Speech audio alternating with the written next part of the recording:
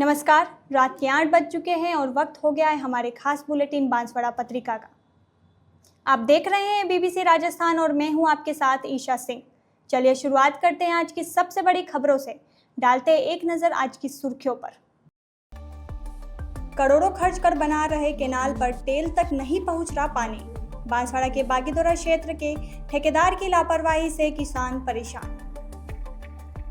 Scorpio और Swift की हुई भिड़ंत, दोनों में आधा दर्जन लोग थे सवार। सीकर के मुंड्रू के पास हुआ हादसा, पुलिस पहुंची घटनास्थल।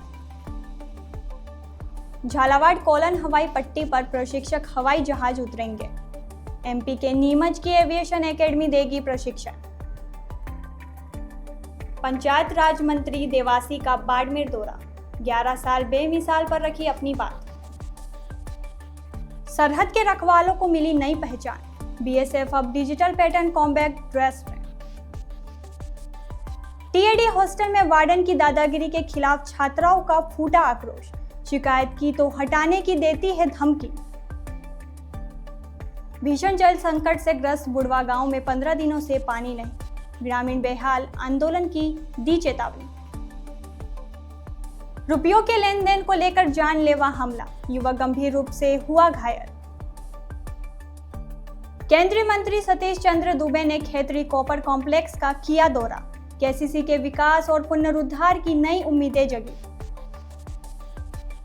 भाटपुर सरपंच ने मैताली गांव में 5 लोगों पर जानलेवा हमला किया, जमीन विवाद को लेकर हुई मारपीट और छेड़छाड़। तो ये थी आज की खास सुर्खियां। अब खबरों को देखते हैं विस्तार से। एक छोटे से ब्रेक के बाद बने रहिए हमारे साथ।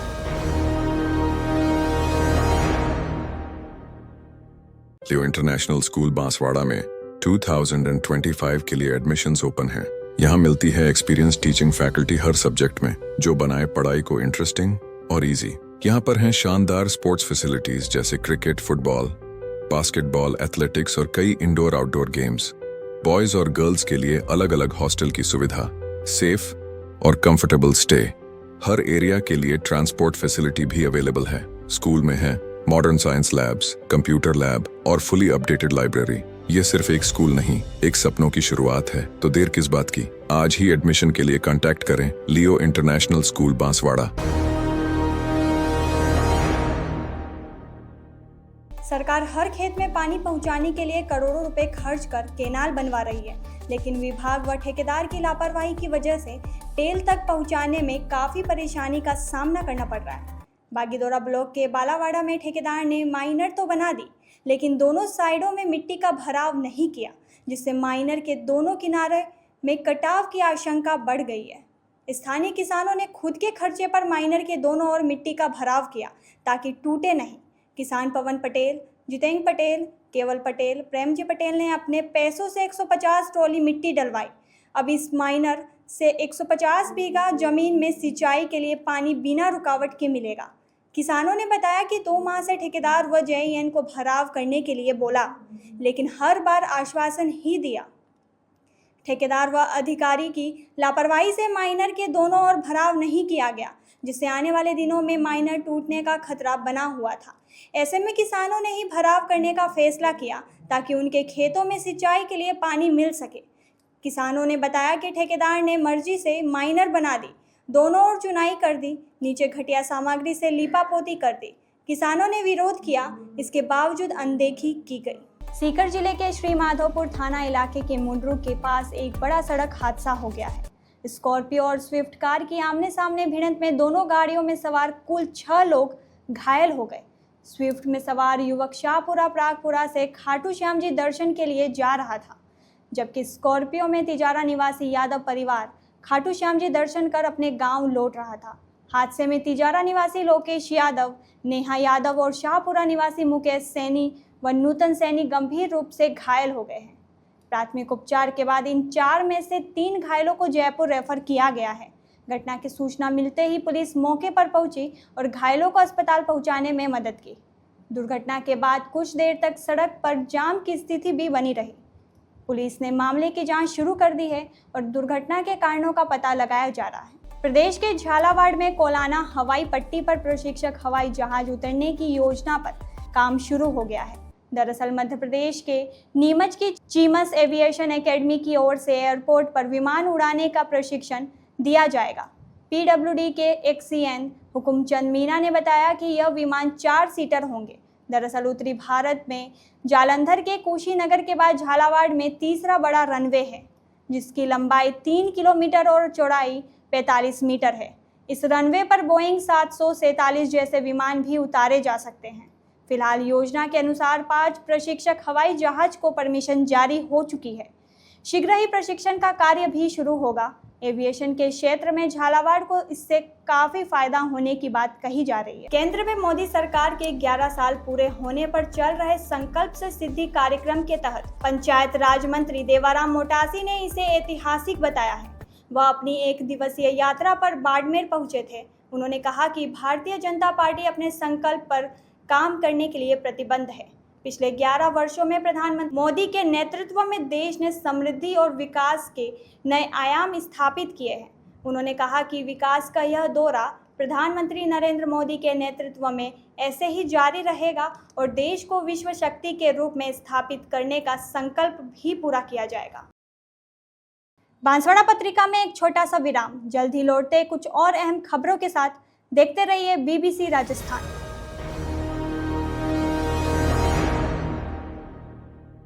लियो इंटरनेशनल स्कूल बांसवाड़ा में 2025 के लिए एडमिशन्स ओपन हैं। यहाँ मिलती है एक्सपीरियंस टीचिंग फैकल्टी हर सब्जेक्ट में, जो बनाए पढ़ाई को इंटरेस्टिंग और इजी। यहाँ पर हैं शानदार स्पोर्ट्स फैसिलिटीज जैसे क्रिकेट, फुटबॉल, बास्केटबॉल, एथलेटिक्स और कई इंडोर आउटडोर गेम्स। बॉयज और गर्ल्स के लिए अलग अलग हॉस्टल की सुविधा, सेफ और कंफर्टेबल स्टे। हर एरिया के लिए ट्रांसपोर्ट फैसिलिटी भी अवेलेबल है। स्कूल में है modern science labs, computer lab और फुली अपडेटेड लाइब्रेरी। ये सिर्फ एक स्कूल नहीं, एक सपनों की शुरुआत है। तो देर किस बात की, आज ही एडमिशन के लिए कांटेक्ट करें लियो इंटरनेशनल स्कूल बांसवाड़ा।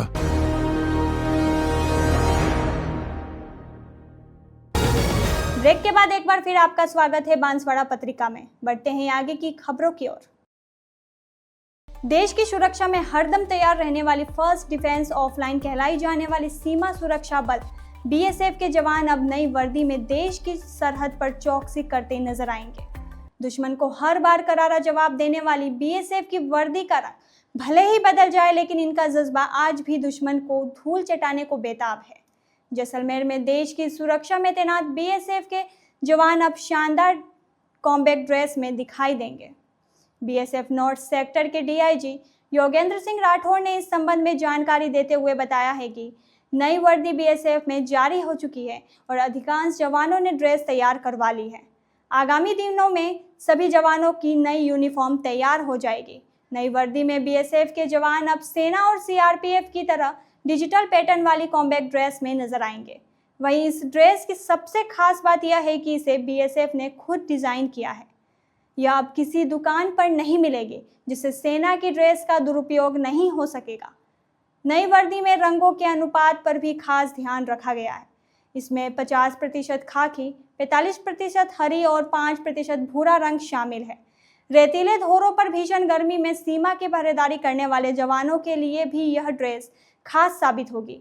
इसके कपड़े में 80% कॉटन और 19% पॉलिस्टर और 1% अन्य सामग्री है, जिससे जवानों को भीषण गर्मी में ड्यूटी के दौरान काफ़ी राहत मिलेगी।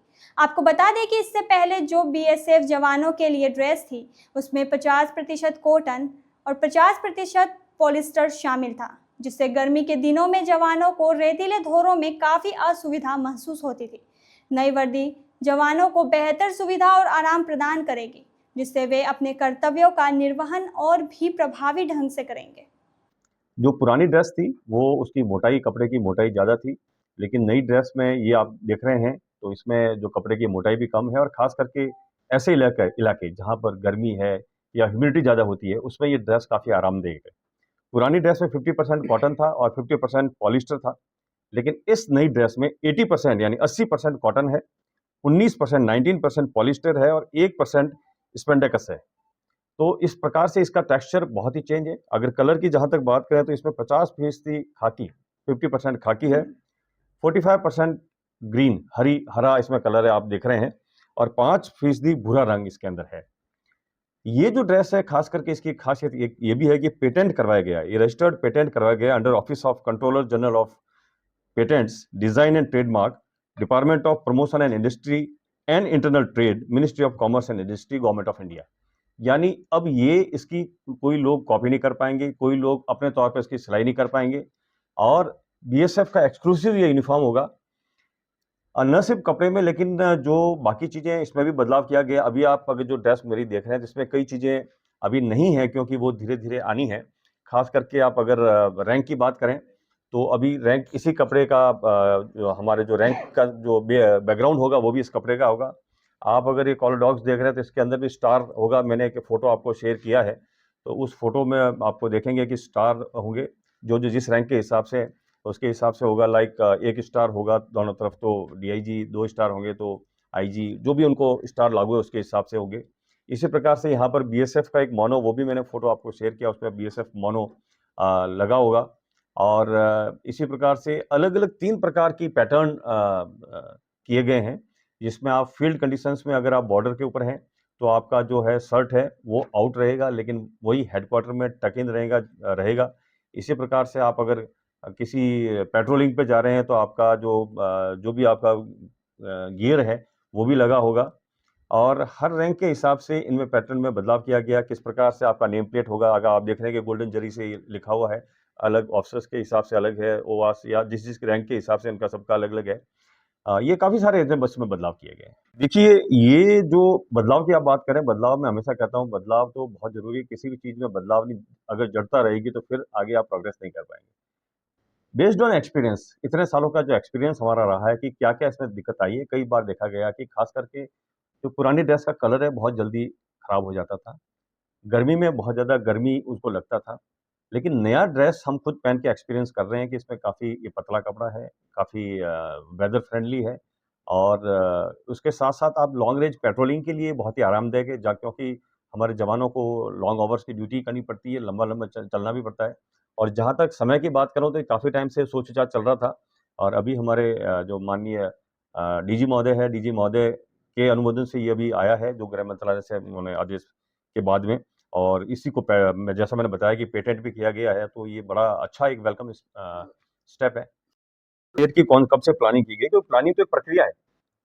हर चीज़ की, चाहे आप गैजेट्स की बात करो, वेपन्स की बात करो, या बाकी हर एक प्रक्रिया होती है कि वो आपका अभी का एक्सपीरियंस क्या है, उसमें क्या-क्या इम्प्रूवमेंट आने चाहिए। आप फेंसिंग की बात करें तो स्मार्ट फेंस चल रही है, इस वेपनरी की बात करें तो एडवांसमेंट चलते रहते हैं। इसी प्रकार ये एक प्रक्रिया के तहत किया गया है। और जहाँ तक आप सिक्योरिटी की बात करें, देखिए कैमोफ्लेज का मतलब ही ये होता है कि आप अपने आप को, जो आपका सराउंडिंग है उसके अंदर आप डाल पाएँ। यहाँ पर पहले ये बात होती थी कि डेज़र्ट में क्योंकि कोई ऐसा नहीं है ग्रीन, लेकिन अब आप देखें तो पूरा ग्रीन ही है, सारा वाइट ग्रोथ हो रखा है। तो निसंदेह इसका जो पैटर्न है, क्योंकि आप देख रहे हैं कि खाकी ग्रीन का कॉम्बिनेशन है, तो यहाँ का जो हमारा पैटर्न है, यहाँ का जो वाइट ग्रोथ है, इसमें भी ये काफ़ी हद तक मर्ज होने वाला है। ये कोई भी चीज़ या कोई भी इक्विपमेंट आने से पहले उसका ट्रायल होता ही होता है, और ट्रायल होने के बाद में जब उनके ट्रायल के बेस पे, उनके एक्सपीरियंस के बेस में सबने देखा कि ये बेस्ट सूटेड है, तभी इसको इंट्रोड्यूस किया गया है। डूंगरपुर जिले के प्रभारी टीएडी मंत्री बाबूलाल खड़ाड़ी के शासन में जिला मुख्यालय पर बहुउद्देशीय बालिका छात्रावास में अनियमितता और हॉस्टल वार्डन की दादागिरी के खिलाफ छात्राओं ने जमकर आक्रोश व्यक्त किया है। छात्राओं ने पिछले 1 साल से हॉस्टल में हो रही अनियमितता और वार्डन की चल रही लापरवाही को स्पष्ट रूप से सामने रखा। इसके लिए उन्होंने कलेक्टर को ज्ञापन सौंपकर सख्त कार्रवाई की मांग रखी। केंद्र और राज्य सरकार गरीब आदिवासी के विकास और बेहतर शिक्षा के लिए भले ही लाख प्रयास करे, कर्मचारियों की लापरवाही और अधिकारियों की सेटिंग से सभी योजनाएं जमीन पर उतर नहीं पाती है। ऐसा ही एक मामला डूंगरपुर शहर के जिला मुख्यालय पर सामने आया है। यहाँ पर बहुउद्देशीय अनुसूचित जनजाति बालिका छात्रावास बना हुआ है, जो एसबीपी कॉलेज भवन के पीछे है। इस हॉस्टल में कुल 100 बालिकाओं को प्रतियोगिता परीक्षा की तैयारी के लिए प्रवेश दिया जाता है, जहां पर रहने, खाने, कोचिंग की सुविधा देनी है। लेकिन टीएडी के हॉस्टल वार्डन की दादागिरी और अधिकारियों की लापरवाही के आगे यहां की रहने वाली छात्राओं के लिए दुविधा घर बन गया है। कलेक्टर को ज्ञापन देते हुए छात्राओं ने बताया कि उन्हें तय मेन्यू के अनुसार आज तक भोजन नहीं दिया गया है। हर दिन कीड़े वाली दाल और चावल दिया जाता है। रोज शाम 9 बजे महिला वार्डन मीना परमार अपने घर चली जाती है। ऐसे में रात को हॉस्टल में चौकीदारी की कोई व्यवस्था नहीं है। छात्रावास में लगे सीसीटीवी कैमरा 1 साल से बंद पड़ा हुआ है। तेल, समय पर साबुन वितरित नहीं होता है। छात्रावास में पुस्तकालय और कंप्यूटर की सुविधा भी नहीं है। लड़कियों की ओर से शिकायत करने पर वार्डन मीना परमार शिकायत करती है कि उन्हें हॉस्टल से निकाल दिया जाएगा।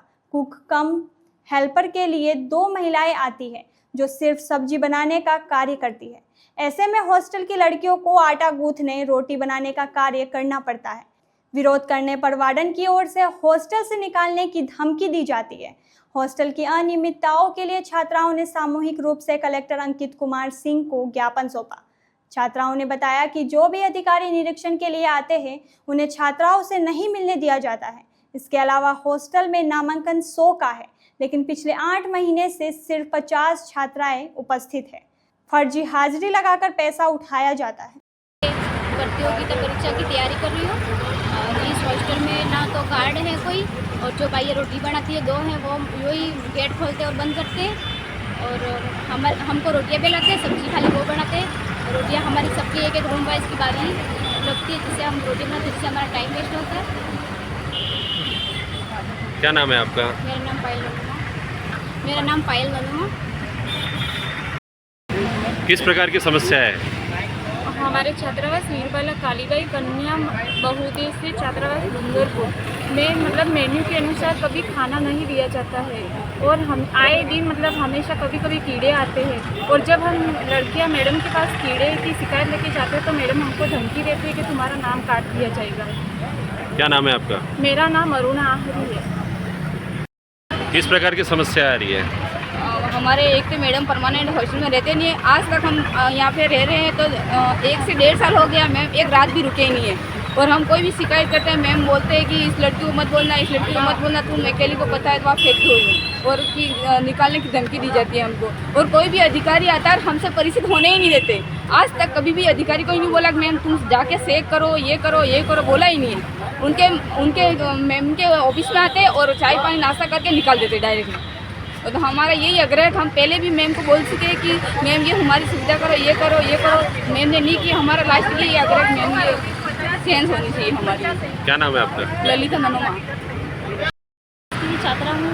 मेरे साथ मैडम ने बहुत सारी बदतमीजी की है। कल जब मैं पढ़ाई कर रही थी, हम 2 लड़कियाँ पढ़ाई कर रही थी, तो मैडम ने हमें बुलाया। फिर मैंने बोला मैम हम पढ़ रहे हैं, तो मैडम ने मेरे साथ में बहुत बदतमीजी की। मुझे पर्सनली फ़ोन करके बुलाया और वो बोल रही थी कि यहाँ पे रहना है तो मेरे नियम के अनुसार रहना पड़ेगा। क्या नाम है वार्डन का? वार्डन का मीना परमार। मीना परमार। ऐसा कोई कमेटी की बैठक नहीं हुई कि आपके वार्डन में एक कमेटी होती है हॉस्टल की? कभी भी आज तक कोई मीटिंग कमेटी कुछ भी नहीं हुई। मैम तो हमें यही बोलती है कि अगर कुछ भी तुम आगे शिकायत करोगी तो हम नाम ही काट देंगे, ऐसे ही बोलती है। क्या नाम है आपका? जया। बांसवाड़ा पत्रिका में एक छोटा सा विराम, जल्द ही लौटते कुछ और अहम खबरों के साथ। देखते रहिए BBC राजस्थान।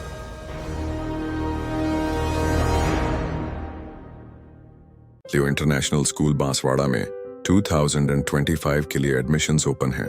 यहाँ मिलती है एक्सपीरियंस टीचिंग फैकल्टी हर सब्जेक्ट में, जो बनाए पढ़ाई को इंटरेस्टिंग और इजी।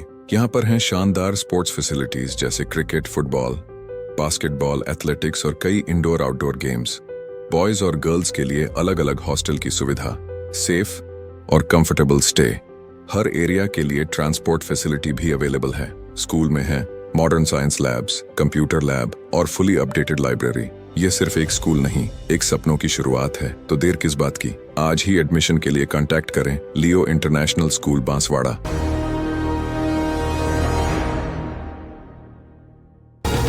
ब्रेक के बाद एक बार फिर आपका स्वागत है बांसवाड़ा पत्रिका में। बढ़ते हैं आगे की खबरों की ओर। बांसवाड़ा जिले की ग्राम पंचायत बुढ़वा पिछले 15 दिनों से गंभीर जल संकट का सामना कर रही है। गांव के 300 से ज्यादा घरों में पानी की सप्लाई पूरी तरह से ठप पड़ी है, जिससे ग्रामीण बेहद परेशान हैं।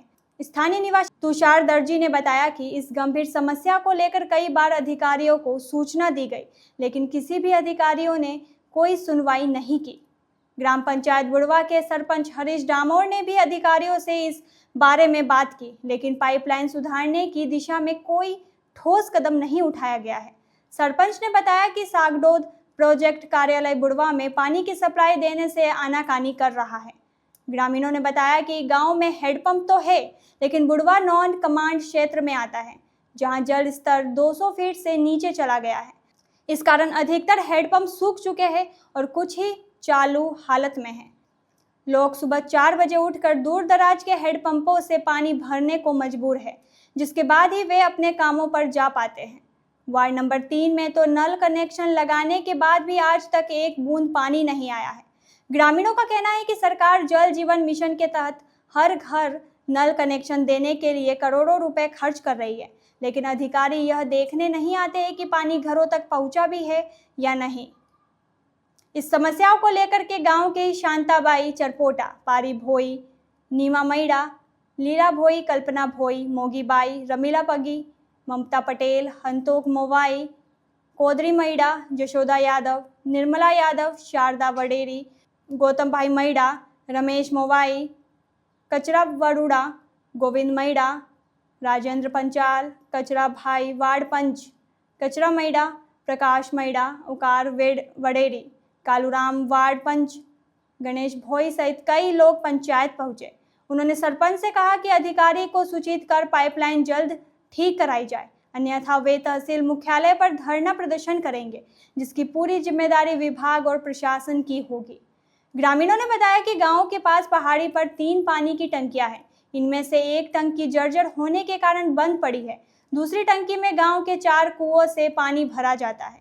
इन 4 कुओं में से 3 ओपन वेल और 1 बोरवेल है।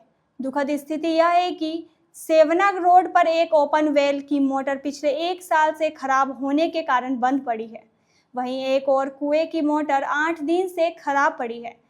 अब सिर्फ 2 कुएं चालू है, जिनमें केवल 10 फीट पानी आता है। यह पानी केवल पाइपलाइन भरने के लिए पर्याप्त होता है, टंकी तक नहीं पहुंच पाता है पानी। इसके अलावा नवोदय स्कूल के पास राइजिंग लाइन में 2 जगह लीकेज है, जिसे अब तक दुरुस्त नहीं किया गया है। ग्रामीणों ने प्रशासन से तत्काल इस गंभीर समस्याओं पर ध्यान देने और पानी की सप्लाई बहाल करने की मांग की है, ताकि उन्हें रोजमर्रा की इस भीषण परेशानी से मुक्ति मिल सके। भीलवाड़ा जिले के बागौर थाना क्षेत्र के पिथास गांव में रुपयों का तगाजा करने पर एक युवक पर 2 लोगों ने धारदार हथियार और सरिये से जानलेवा हमला कर दिया। इस हमले में युवक गंभीर रूप से घायल हो गया है, जिसे इलाज के लिए जिला अस्पताल में भर्ती कराया गया है। घायल रामलाल पुत्र नंदराम बलाई निवासी स्कूल का खेड़ा ने बताया कि वह महेंद्र दरोगा से हकाई बुवाई के 75,000 रुपये मांगता है। रामलाल के अनुसार उसने इस संबंध में बागौर थाने में रिपोर्ट भी दर्ज करवाई थी, जिसके बाद महेंद्र दरोगा ने थाने में विश्वास में लेकर उससे समझौता कर लिया था। आज सुबह करीब 9 बजे रामलाल पिथास में एक किराने की दुकान पर गया था। तभी वहां महेंद्र दरोगा और दीपक दरोगा हाथ में कुल्हाड़ी और सरिया लेकर आए। आते ही उन्होंने रामलाल को जातिगत गालियां देना शुरू कर दी और फिर कुल्हाड़ी व लोहे के सरिये से उस पर हमला कर दिया। हमले में रामलाल के पैर, सिर सहित शरीर के विभिन्न हिस्सों पर चोटें लगी हैं। सूचना मिलने पर घायल को तत्काल जिला अस्पताल लाया गया, जहां ट्रॉमा वार्ड में उसका इलाज किया जा रहा है। वहीं हमले की जानकारी मिलते ही बागौर थाना पुलिस भी जिला अस्पताल पहुंची और घायल से घटनाक्रम की विस्तृत जानकारी ली। पुलिस ने घायल के पर्चा बयान के आधार पर मामला दर्ज कर लिया है और हमलावरों की तलाश शुरू कर दी है। सदर थाना क्षेत्र के मैताली गांव में जमीन विवाद को लेकर भाटपुर सरपंच ने 5 लोगों पर हमला करते हुए एक महिला से छेड़छाड़ की। इसके बाद पीड़ित पक्ष ने थाने में एफआईआर दर्ज कराते हुए अस्पताल में इलाज कराया। सदर थाना क्षेत्र के रोहनवाड़ा के नया फला निवासी कांतिलाल पुत्र माधवलाल डामोर ने रिपोर्ट देते हुए बताया कि उसके पिता माधवलाल के नाम से मैताली गांव में 1 हेक्टेयर से ज्यादा खेती की जमीन है। इस जमीन पर सभी भाई काबिज है। इस जमीन के पास भाटपुर सरपंच प्रकाश पुत्र कमला शंकर कटारा और उनके परिवार के लोगों की जमीन है। रिपोर्ट में बताया कि इस जमीन को हड़पने की नीयत से लगातार धमकी दी जा रही थी। 10 जून को विवाद को सुलझाने के लिए तहसीलदार को पत्थरगड़ी और सीमांकन कराया गया था। इस समय पीड़ित परिवार और आरोपी परिवार मौके पर मौजूद थे। तहसीलदार के समक्ष कोई विरोध नहीं जताया गया था। इसके बाद शुक्रवार को पीड़ित परिवार के लोग जेसीबी की सहायता से नींव खुदाई का कार्य कर रहे थे। तभी सरपंच प्रकाश सहित अन्य लोग मौके पर पहुंचे। सभी ने हमला करते हुए पत्थर लाठी से मारपीट शुरू कर दी, जिससे सतीश के सिर पर लाठी से हमला करने से गंभीर चोट आई। इसके अलावा अन्य भाइयों के साथ जमकर मारपीट की गई। वहीं उनके परिवार की एक महिला को नीचे गिराकर ब्लाउज फाड़ने का आरोप लगाया गया है। पुलिस ने परिवादी लेकर जांच शुरू कर दी है। वहीं घायलों का जिला अस्पताल में इलाज जारी है। ये हमारे जमीन को लेकर है, नेताली मौजा के अंदर फालाघाटी करके गांव है, वहां पर घटना घटी है। हमने 1 साल पहले सीमा को लेकर हमारा हर समय विवाद होता रहता था, तो सीमा को लेकर फिर हमने पत्थरगढ़ी के लिए 1 साल पहले अप्लाई किया और 10 तारीख को हमारा पत्थरगढ़ी हुई है और ये पार्टी भी वहाँ मौजूद थी पत्थरगढ़ी के टाइम में। उस टाइम इन्होंने कोई विवाद नहीं किया और जैसे हमें फिर 11 को जेसीबी मिली, हम 12 को जेसीबी लेके हमारे बाउंड्री बनाने के लिए नींव खोदने गए।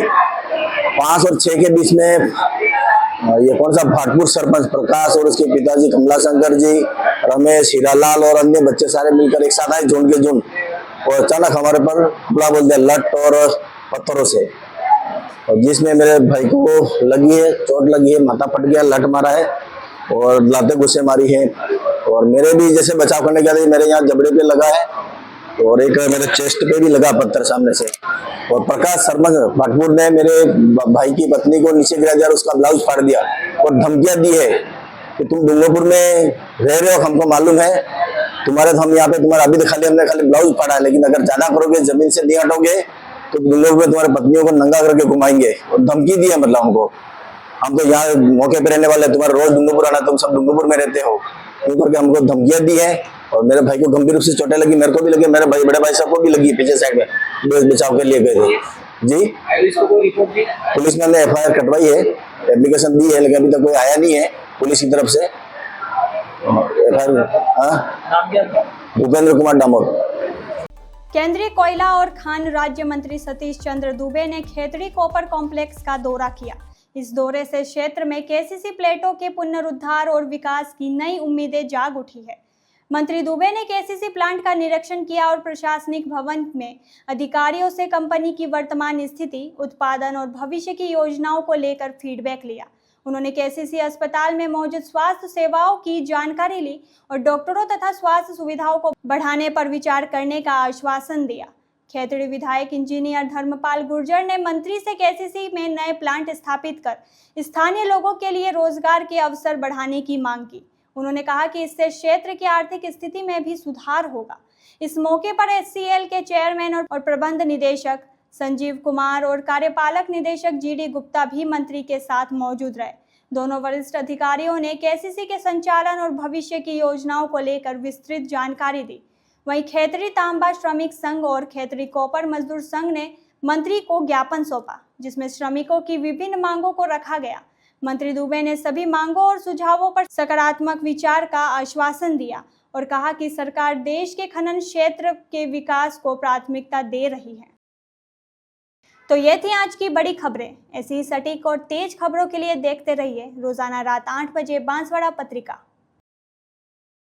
अगर आप भी अपने क्षेत्र, संस्था, समाज या संगठन की खबरें हमारे साथ साझा करना चाहते हैं तो हमें संपर्क करें 9414102499 पर। और प्रदेश की हर ताज़ा जानकारी के लिए सब्सक्राइब करें हमारे इंस्टाग्राम और यूट्यूब चैनल BBC राजस्थान।